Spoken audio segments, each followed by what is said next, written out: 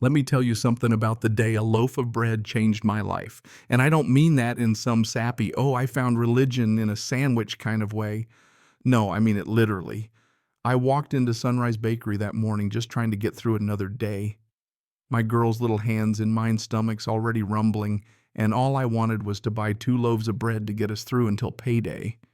But what I got was a front row seat to what folks like me have to put up with, and a lesson in how sometimes, just sometimes, the universe brings the right people together at exactly the right time. So picture this early morning, not a cloud in the sky.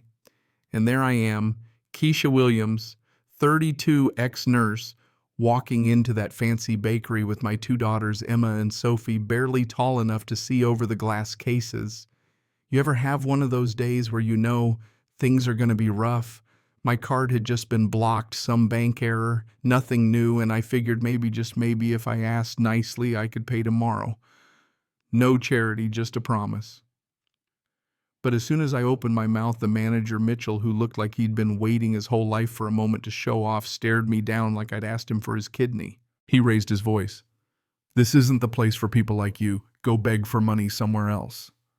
His words bounced off the tile floor like a slap. You could hear people shifting, cameras coming out, and I just gripped my girl's hands tighter, keeping my voice steady, even though my insides were boiling.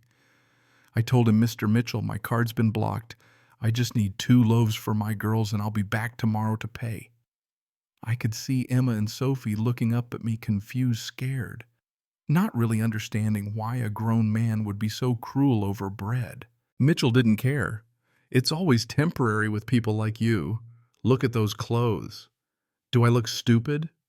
He laughed loud enough for the whole bakery to hear, turning it into a performance. But I noticed folks recording, some with their phones half hidden, some snapping pictures. Good, I thought. Let the world see what dignity looks like when someone tries to strip it away.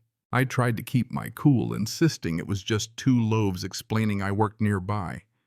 Where he sneered, "At the gas station." And he laughed again, "Princess, this is a respectable bakery, not a shelter. You want handouts, go to 15th Street. He was proud, you know.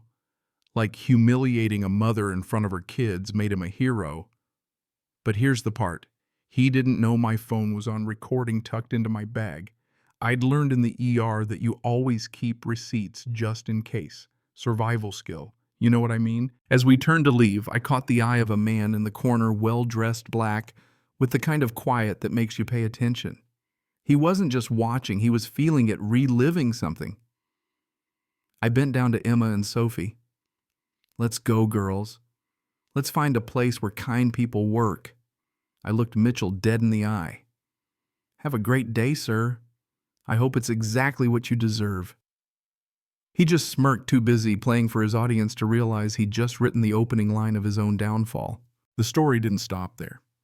Later that day, Mitchell posted the security footage to the bakery's Instagram, captioned, "Protecting my business from freeloaders. No handouts." Suddenly, I was internet famous for all the wrong reasons, with folks cheering him on for standing up to people like me. My phone buzzed all night with comments like laughing emojis, while my girls played in our tiny apartment asking Mommy, why was that man so mean to us? I hugged them and promised I'd take care of it, because that's what mothers do, even when the world says you're nothing. Now here's where it gets good. That man from the bakery, he called me that night. "Ms. Williams, this is David Chun, civil rights attorney. I saw what happened and I want to help." Turns out he's the guy people call when someone's rights get stomped on, and he'd brought a friend, a man named Marcus Thompson, CEO Old Money, who'd watched the whole scene and seen his childhood in my humiliation. Marcus said, "The difference between us is now I have the resources to make sure this never happens again." And in that moment I realized I wasn't alone. My quiet little act of defiance had started something bigger. David pulled together everything, screenshots, my recording comments from people who'd seen it in the store. Marcus started digging into the bakery's finances. Turns out Mitchell didn't own the place outright. The majority partner, Robert Sterling, was a millionaire philanthropist who funded diversity and inclusion programs. The irony, Wright Sterling didn't have a clue what was happening in his own store. While David prepped the lawsuit, I got a call from Jessica, one of the bakery's employees barely out of college, shaking like a leaf but determined. I recorded the whole thing. She whispered, "He's done this before. My sister's black and I couldn't let it go." Her video was a smoking gun, every word, every sneer, every time he called me people like you. That was the twist. None of us expected a witness from the inside with proof. Now we had Mitchell cornered. Jessica risked her job, actually. She'd just been hired somewhere better. Sometimes the universe repays courage with a little luck. By Monday, Sterling had seen the evidence, sat there in his high-rise office, face turning from shock to rage. He called an emergency meeting at the bakery. Mitchell tried to play it off, blaming me, blaming the world, but Sterling wasn't buying it. "You're fired," he said, ice cold, effective immediately. Then David stepped in. "You're being sued for racial discrimination, emotional distress, and defamation. We want $300,000. Mitchell's face went blank. He knew he was finished. Meanwhile, Jessica went public. Her TikTok hit 500,000 views by noon. Protesters showed up at the bakery, news vans followed, and within hours, Mitchell was trending for all the wrong reasons. He left the store under a hail of racist chants. Every phone in the crowd pointed at him. And you know what? That was just the start.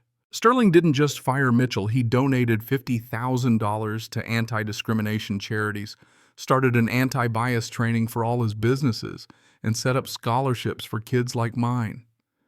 Marcus offered me a job at his factory supervisor with a 40% raise. My girls got full scholarships to a private school, all because one man thought his pride mattered more than my daughter's dignity. And Mitchell, he couldn't get a job anywhere, every interview canceled once they Googled his name. His wife left him, the debts piled up, and last I heard he was working the night shift in a warehouse, a walking lesson in what happens when you mistake cruelty for strength. 6 months on the bakery's a hub for diversity events, a sign out front reading "Birthplace of the Dignity for All movement." Sometimes I see Mitchell standing outside staring at that sign, head down, like he finally understands maybe not regret, but a taste of what it means to be powerless. And me, I'm not famous, but people stop me in the street to say thanks, to share their stories, to tell me I gave them courage. You want to know what real revenge is? It's not making your enemy suffer. It's thriving in a world that tried to keep you small, showing your daughters that the measure of a person isn't how you treat the powerful, but how you stand up for yourself when no one else will. So tell me, was justice served, or is there more to be done? Leave a comment. Share your story. Let's talk about what's right, what's fair, and what you would have done if you were in my shoes.